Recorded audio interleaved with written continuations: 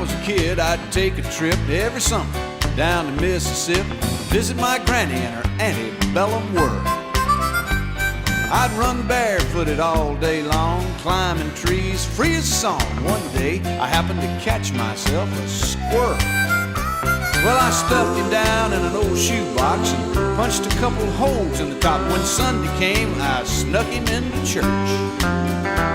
I was sitting way back in the very last pew, showing him to my good buddy Hugh. When that squirrel got loose, went totally berserk. What happened next is hard to tell. Some thought it was heaven, others thought it was hell. But the fact that something was among us was plain to see. As the choir sang, "I surrender all," the squirrel ran up Harv Newland's coveralls, and Harv leaped to his feet and said, "Something's got a hold on me!" Yeah! The day the squirrel went berserk in the First Self-Righteous Church in that sleepy little town of Pascagoula. It was a fight for survival that broke out in revival. They were jumping pews and shouting, "Hallelujah!" Well, Harv hit the aisle dancing and screaming. Some thought he had religion, others thought he had a demon, and Harv thought he had a weed eater loose in his Fruit of the Looms.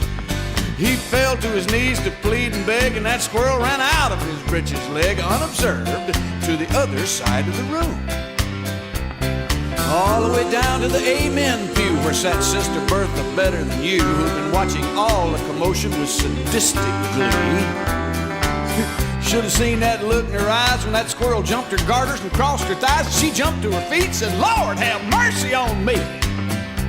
As that squirrel made laps inside her dress, she began to cry and then to confess the sins and make a sailor blush with shame.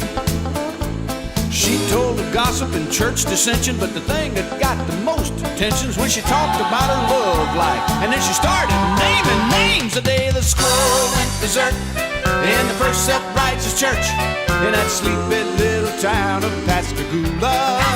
It was a fight for survival that broke out in revival. They were jumping pews and shouting, "Hallelujah!"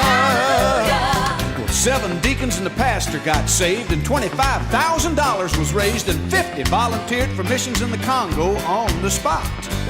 And even without an invitation, there were at least 500 rededications, and we all got rebaptized whether we needed it or not.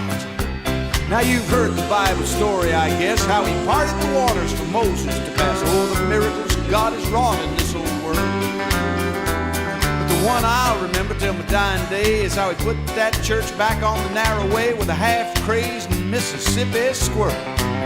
The day the squirrel went berserk in the First Self-Righteous Church in that sleepy little town of Pascagoula. It was a fight for survival that broke out in revival. They were jumping pews and shouting, "Hallelujah!" The day the squirrel went berserk in the First Self-Righteous Church in that sleepy little town of